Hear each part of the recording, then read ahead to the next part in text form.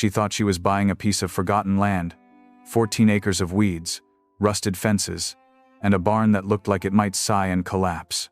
But beneath the crumbling ranch house, hidden under decades of dust and silence, Lila Morgan uncovered a sealed hatch.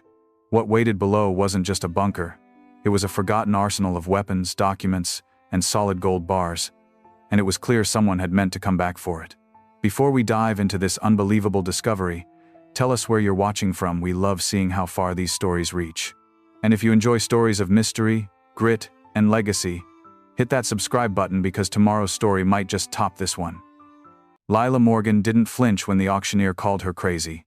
She just signed the paperwork, loaded the title into her glove box, and drove out to the edge of Carson County with a half-dead truck and a whole lot of doubt. The land she'd bought sight unseen stretched across 14 acres of brittle grass, buckled fences, and a barn so tired it seemed to lean on the wind for support. $4,200 was all it took. No one else bid. No one even looked twice. It had sat on the county books for over a decade, listed simply as Parcel 19-12, Distressed Agricultural Site, Uninhabitable. But Lila didn't care about livability.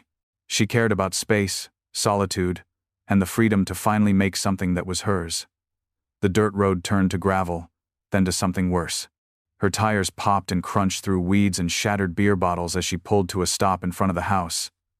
If you could still call it that. The porch had collapsed inward like a kicked-in chest. Every window was either shattered or missing. The wind blew through it like a throatless whisper. Still, she stepped out, slipped on her work gloves, and adjusted the worn leather belt that carried her flashlight, crowbar, and multi-tool. The silence out here wasn't peaceful. It was thick, heavy in her ears. No birds, no bugs, just the faint creak of wood surrendering to time. She walked the perimeter first. Old habits. Her dad taught her that check for dangers before you touch anything. Even after 6 years of working on off-grid repairs and abandoned vehicles, she still moved like someone expecting a snake under every board. She peeked into the barn. Empty. Just hay dust and broken crates. The fields were overgrown but undisturbed. She circled back to the house, stepped up onto the warped foundation, and paused at the front door, half off its hinges. Inside smelled like old paper and damp wood. Collapsed furniture lay in piles of mildew and insulation. In the back corner, the floor dipped inward beneath a half-rotted cabinet. She tapped it with her boot. Hollow. Curious now, she pulled out her crowbar and levered the cabinet aside. It groaned, but shifted. Underneath, a warped square of floorboard. She crouched. The seams were tight, but she could feel cool air breathing through it like something below had lungs. She wedged the crowbar beneath one edge and leaned. Crack, the board snapped upward. Beneath it, dark stone and a circular iron hatch. No markings, no lock. Just a solid steel disc recessed into concrete surrounded by dust that hadn't been disturbed in decades. She reached for the ring handle and tugged. It didn't move. But the moment her fingers touched it, a soft click echoed through the boards below her. Somewhere deep, underneath machinery. She stood still. Then slowly, with the calm precision of someone who didn't scare easy, she whispered to herself, "What the hell did I just buy?" She didn't know yet. But what lay beneath her feet wasn't just a cellar or a storm shelter. It was a secret, and someone had gone to great lengths to bury it. Lila returned the next morning with 2 things, a portable floodlight and a crowbar with a little more attitude.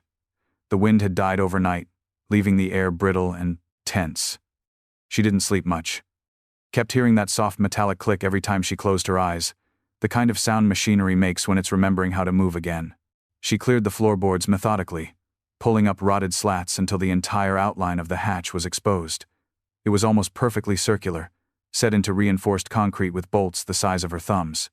There was no writing, no emblem, no date. Just dust, silence, and steel. She ran a gloved hand along the edge. No rust, no pitting. That alone told her something strange.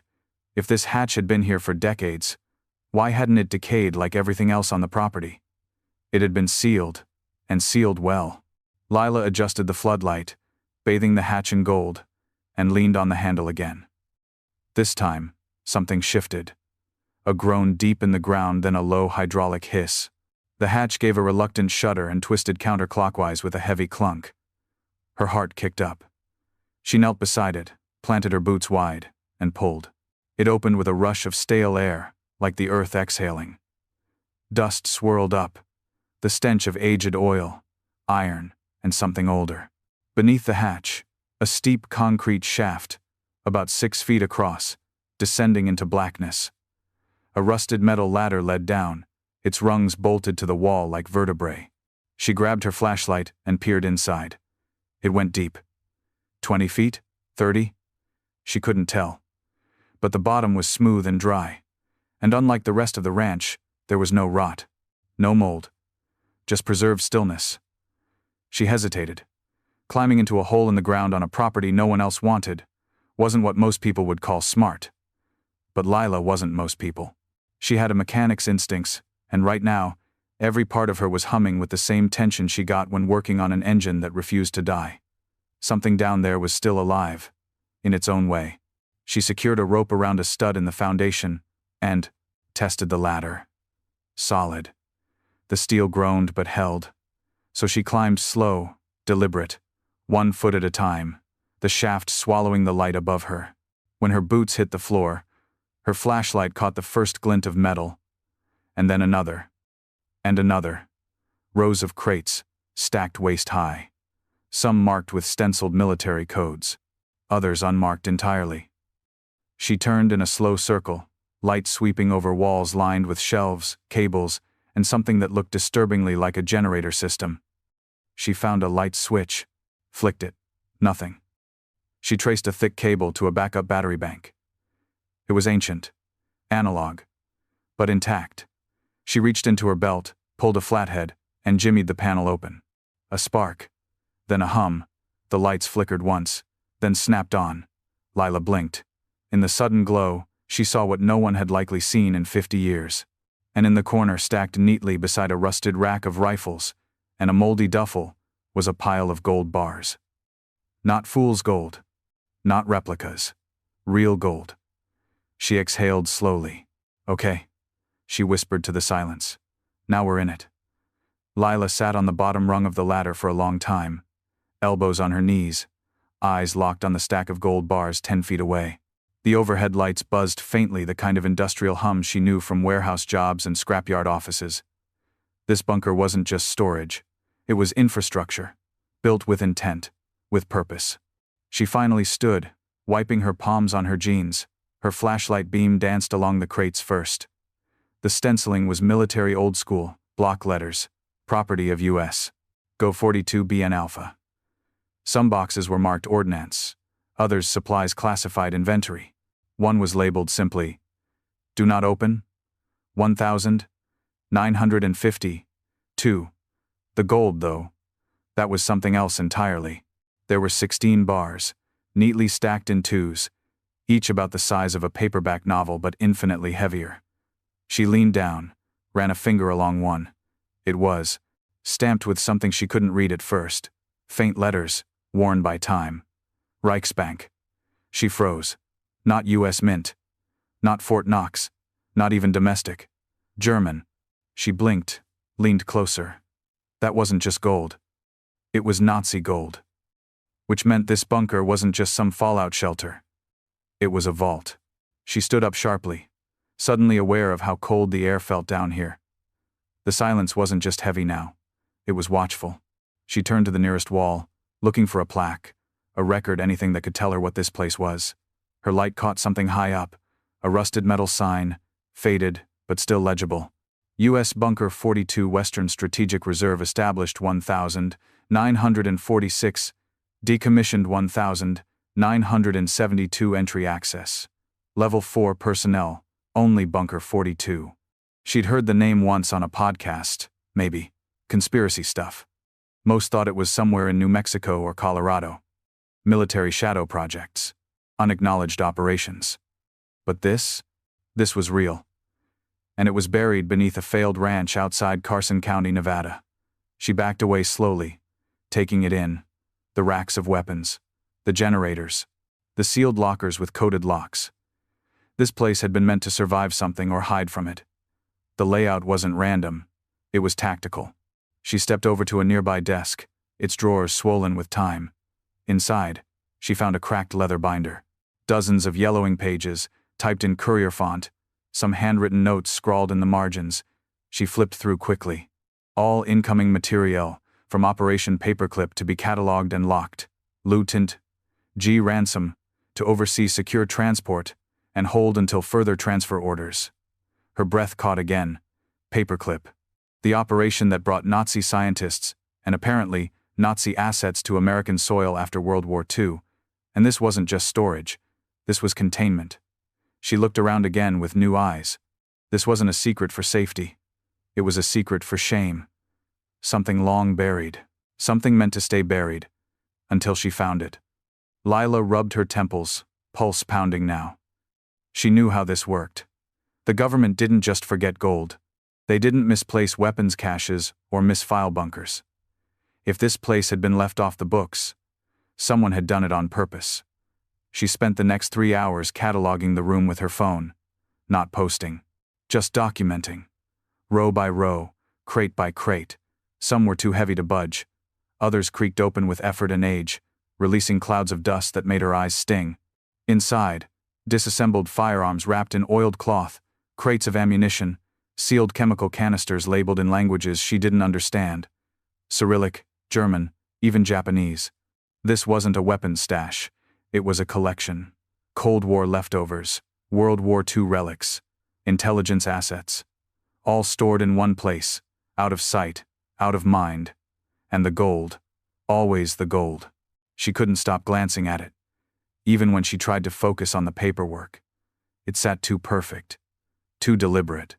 Not hidden, not buried, but stacked like someone wanted it remembered, like a promise made in silence. She unwrapped one of the oiled cloths next. Beneath it was a Luger pistol, serial number filed down. Mint condition. Next to it, a Mauser bolt action. Below that, a crate full of M1 Garand clips, American issued, but brand new in wax paper. This wasn't just a hideout. It was an exchange site. Lila stepped back, processing. The ranch above had never been lived in, no furniture beyond what time had devoured, no signs of normal life. That meant whoever had used this place didn't live here. They visited. Drop-offs, pickups, trade-offs. She crouched again, scanning the floor with her flashlight. The concrete was clean. Cleaner than it should have been. A few footprints hers. 1 or 2 boot marks older, fainter, dusted over. No rats. No rot. No moisture. That meant the air system was still working, at least partially. She turned, toward the back wall, where some ventilation ducts snaked up into the ceiling. She followed them, tracing their hum to a small panel near the wall, an old intake switch. She flipped it. A low whir. Then silence. But something else caught her attention. A box hidden beneath the intake. Smaller. Unmarked. She pulled it out. No lock. Just an old leather strap. Inside. Files. Dozens of them. Photographs, maps, typed memos. Most were in English. Some weren't. She flipped through until she found something familiar. A black and white photo of the ranch itself, taken from the air. The house, the barn, and a dotted outline in red ink. The exact perimeter of the bunker. On the back. Site 42. A. Temporary hold. Transfer indefinitely delayed. No date. No signature. Just that. She looked around again. Everything clicked into place. This wasn't decommissioned. It was abandoned. Quietly. Intentionally. Not erased. Just left behind. And then her light caught something on the wall she hadn't noticed before. A handprint. Smudged into the dust. Pressed against the metal cabinet, like someone had tried to steady themselves. It wasn't hers. It wasn't recent. But it was large. Gloved. Deep. Lila's throat tightened. Someone had been here after the military left. Possibly long after. She swallowed, eyes darting to the ceiling. Above her, the ranch was silent. But suddenly, she wasn't sure she was alone. Lila didn't sleep that night. She bolted the hatch shut from the inside, climbed back up to the ranch house, and parked her truck across the front steps. Not for security, but to feel like she'd drawn a line between the past and the present. Between whatever was down there and her. But her mind wouldn't let it go. She kept thinking about the handprint, about the gold, about the smell of preserved oil and the layers of history packed into that cold, silent room. That bunker hadn't just stored weapons. It had stored secrets and maybe guilt, and now all of it was hers. By morning she was back down there, armed with a thermos of bitter coffee, a GoPro clipped to her jacket, and a mechanic's steady resolve. She didn't touch the weapons, didn't touch the gold. She went for the paperwork. She laid everything out on an old desk, near the rear of the bunker: maps, files, inventory manifests. But tucked between two sealed crates, behind a coil of dusty cable, she found something the government hadn't stamped or cataloged. A leather-bound notebook. Worn, cracked, nearly falling apart at the spine. She opened it, slowly. Inside, a man's handwriting steady, slanted, fading. The first page read, Lawent, Gabriel Ransom Journal 1947, 1953. If I don't write this down, someone will lie about it later. Lila exhaled, sat down hard on the edge of a storage crate, and began to read. The entries were dated, meticulous. They detailed everything from daily shipments to personal reflections. Ransom had been assigned to Bunker 42 after the war, tasked with overseeing storage and security. But it didn't take long for the tone of his entries to shift. The 2nd of April 1948, they keep sending shipments marked with numbers I can't trace. Not from U.S. arsenals.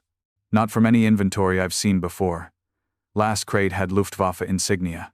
This isn't just storage, it's import. The 17th of July 1949. Gold again. 4 bars. Wrapped in German newspaper. HQ says to log them as material assets inactive. What the hell does that even mean? The 9th of March 1950. 1. One of the scientists they brought through last week was missing fingers, spoke perfect English, avoided cameras. Left with a case I wasn't allowed to open. We're not the good guys down here. Not anymore. Lila felt a chill as she flipped further. Ransom had started asking questions quietly, carefully, until his tone turned bitter. The 22nd of May 1950. 3.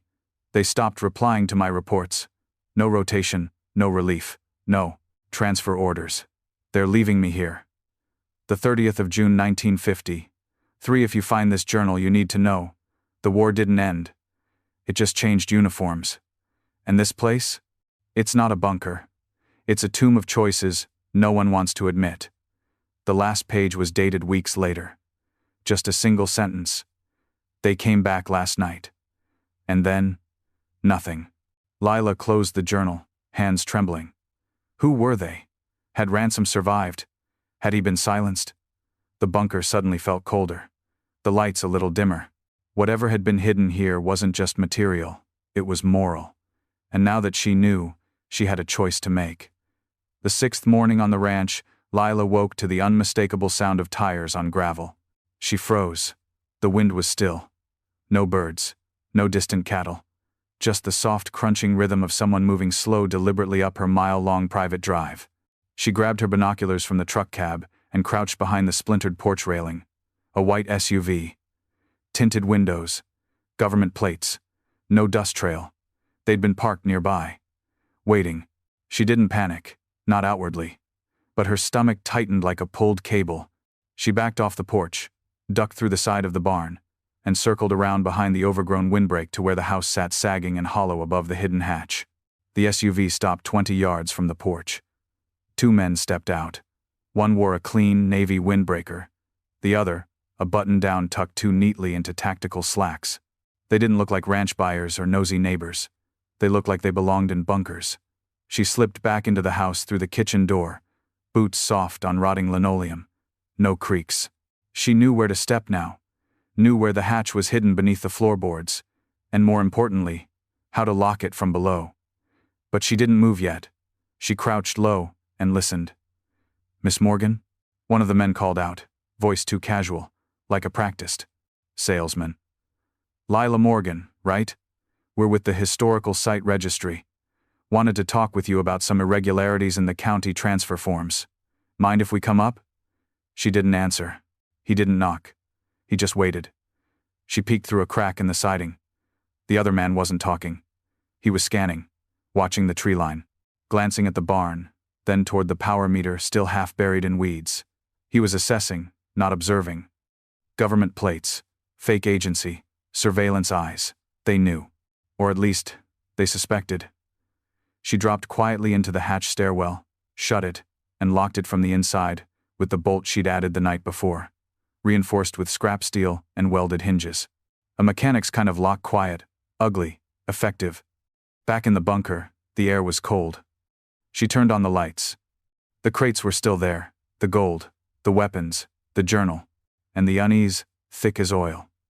She moved to the electrical panel, tracing the main power feed to the surface. It had a crude cutoff switch. Manual, she flipped it. From above, the entire house would now look abandoned again, no power, no sign of activity. She sat against the concrete wall and waited. 30 minutes passed. Then footsteps. Above her, faint but present. They were inside. She could hear floorboards groan, a cabinet scraping, a pause over the hatch, then silence. No knocking, no forced entry. Just waiting. She felt it in her chest, that cold certainty that she wasn't just dealing with history anymore. She was inside, something still active. And worse, someone out there wanted it buried again. They didn't come back the next day, or the day after. And that's what worried her most. Lila stayed off the grid, shut her phone off, didn't check her email. She slept in the barn, with a shotgun, tucked behind an old hay press, a flashlight wedged under her pillow, and one ear tuned to every creak of wind against the walls. The hatch stayed locked, tight, the gold untouched, the journal hidden in the toolbox under her truck seat. She thought maybe, just maybe, they'd gotten spooked, moved on, filed her under civilian too nosy, not worth the cleanup. But on the 6th night, just after midnight, she heard the knock. Not on the door. On the hatch, 3 slow raps, hollow, heavy, like a hand wearing gloves. She didn't breathe. Didn't move. The knock came again. Then silence. She waited there in the dark for what felt like an hour, hand wrapped around a wrench like it could stop bullets. Eventually the tension broke. She climbed the ladder slowly, barefoot to stay silent, and cracked the hatch just an inch. The house above was dark, empty. The wind had picked up again, pushing dry grass across the yard like waves on sand. The porch creaked once, then nothing. But on the floor, just above the hatch, sat something new. A manila envelope. She opened the hatch all the way, snatched the envelope, and sealed herself back in. Inside were 3 things. A satellite photo of the ranch zoomed in, time-stamped 4 hours ago. A note typed. No letterhead. Just, you have 72 hours. We want the crate labeled 47 G, and all contents. Leave it in the barn. Walk away. No questions. No press. No police. And finally a Polaroid. Faded. Bent at the corners. It was of her. Taken from a distance. Head down. Welding something behind the barn. She didn't remember anyone being nearby. But there it was. They knew where she was. What she looked like. What she was doing. They'd been here longer than she realized. She read the note 3 more times, 72 hours. They didn't want the gold. Or the weapons. Not even the journal. They wanted one specific crate. She raced back through the bunker, checking the tags. Crate 47G was near the back, smaller than the rest. Sealed with 2 rusted latches and an old padlock, which she clipped off with bolt cutters. Inside, documents, maps, microfilm reels, a sealed, metal case that looked like a prototype hard drive decades too early. And at the bottom, a bundle of black cloth wrapped around a silver tube. She unwrapped it carefully. It was a canister, smooth, heavy. On the bottom, engraved, Werner von Braun, 5, 7, Falcon, Test 1945, divided by UN-verified tech danger, divided by do not replicate. She sat down hard. This wasn't a treasure stash. It was evidence. And they weren't trying to protect the past. They were trying to erase it. The name rang in her head like a warning bell. Werner von Braun, rocket scientist. Architect of the V-2 missile. Later, a NASA hero. But before that, a Nazi officer. His legacy was as divided as the country that took him in. Lila stared at the silver canister in her lap. The words etched on the bottom weren't just historical. They were radioactive metaphorically, maybe even literally. If this was real, then the thing she held wasn't just some artifact. It was a blueprint for a weapon that never officially existed. She resealed the crate, dragged it behind two larger ones, and wiped down every surface she touched. Her heart was pounding in her ears. This had gone too far. She wasn't trained for this. She fixed transmissions, not tangled legacies of global warfare. But something inside her, the part that had always fought to make broken things whole again, refused to let go. So she made a call. A payphone, 20 miles into town, outside a long-closed diner. She knew he still checked the voicemail box listed on the flyer pinned to the VFW post. Old, sun-faded, and yellowed with time. The flyer said only, "Need help with military paperwork? Ask for Red." She left a message. 3 hours later, he pulled into her driveway in a battered Jeep with a Marine Corps decal peeled halfway off the bumper. He looked like a storm in denim. Tall, gray-haired, with eyes that didn't blink enough, and hands that looked too steady for retirement. He didn't bother with greetings, just walked past her like he already knew where the trouble was hiding. "Bunkers under the house?" he said without turning around. She nodded. "You always this psychic?" "No," he said, pausing at the porch. "But I know this land. I served with the man who used to guard it." Lila blinked. "Lieutenant Ransom?" His jaw tensed, just barely. "Gabriel. Yeah. He saved my life in Nam. Told me once, over bourbon, that he guarded the kind of secrets people don't want unearthed. Said if he ever disappeared, it meant he got too close to the truth." "He did disappear," Lila said quietly. "Sometime in '53. Red didn't react. Just stared out at the dying sun bleeding across the horizon. Then I guess it's my turn to finish what he couldn't." They climbed down into the bunker together. Red didn't flinch at the weapons, didn't blink at the gold. But when Lila pulled the canister from crate 47G, he went stone still. "You know what this is?" He nodded slowly. "Project Falcon. Nazi experimental craft. Anti-gravity theory. Cloaking propulsion. Whole thing reads like science fiction. Except our side tried to finish it in secret. If they're back now, it means someone thinks it worked." Lila's voice was barely above a whisper. "They gave me 72 hours to hand it over." Red looked at her for the first time. Really looked. "And are you planning to?" She didn't answer right away. Instead, she reached into the crate, pulled out the microfilm reel, and set it gently on the workbench like a fuse waiting for spark.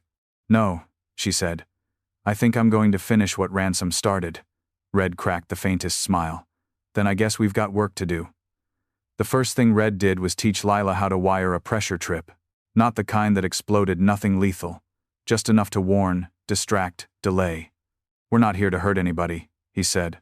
"But we damn well aren't letting them take this without conversation." The second thing he did was seal the crate again and hide it in plain sight, inside a gutted generator casing, bolted shut, painted to match the others. Lila's welding work was flawless. You couldn't tell it had ever been opened. By the time night fell, the bunker looked exactly like it had when she first found it. But now it fought back. They rigged the property too. Old school, low-tech. A few perimeter wires. Empty oil cans stacked just right to clatter loud if disturbed. Floodlights with motion sensors wired to car batteries. One camera salvaged from an old hunting blind feeding to Red's laptop in the barn. It wasn't Fort Knox. But it didn't have to be. It had two things most bunkers didn't: a mechanic with nerves of steel, and a veteran who'd seen every dirty trick in the book. Between them, they drafted their own kind of battle plan. They mapped every entry point, timed every light and relay, even dug a trench across the back fence line and covered it with rotted plywood, a twist on the oldest trick in the book. "It doesn't have to stop them," Red said, tapping the edge of the map. "Just slow them long enough to make a choice." "About what?" Lila asked. He looked up. "Whether they're taking history or burning it." She didn't sleep that night, but she didn't shake either. Because the more she leaned into the fear, the more she realized something strange. She wasn't scared of them. She was scared of what it meant to give in. At dawn, the first drone came. Silent, black, small as a crow.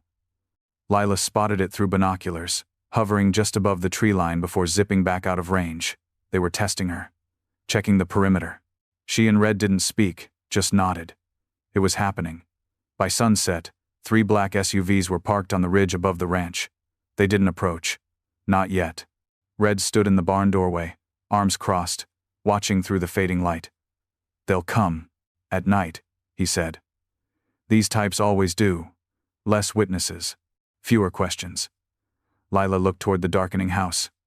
"How long do you think we can hold them off?" Red smiled, slow and grim. "Long enough to make them nervous. Maybe long enough to make them talk." The silence stretched between them. Then Lila spoke, voice steady. "If they get through, I want you to burn it. The crate. The files. Everything." Red didn't answer right away. Then he turned to her with something fierce in his eyes. Not fear. Not pity. Respect. "You've got more spine than half the men I served with." She shrugged.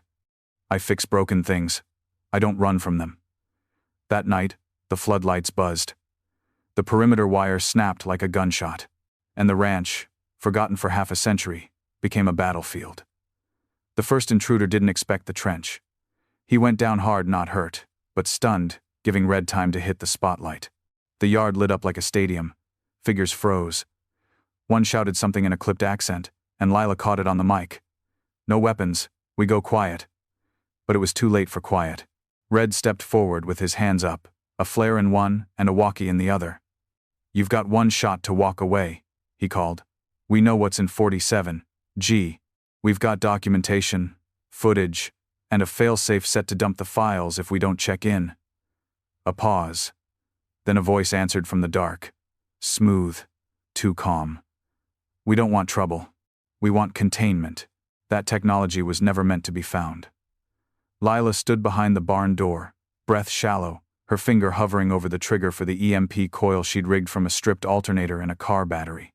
Crude, but enough to fry any data sticks or scanning equipment they brought. They moved slowly now. 4 of them. Black clothes. Earpieces. No insignia. Not government. At least not the kind with letterheads. Red didn't flinch. He dropped the flare in the dust and let it burn. "If this was about security," he growled, "you'd have knocked at noon and come with a badge, but you didn't.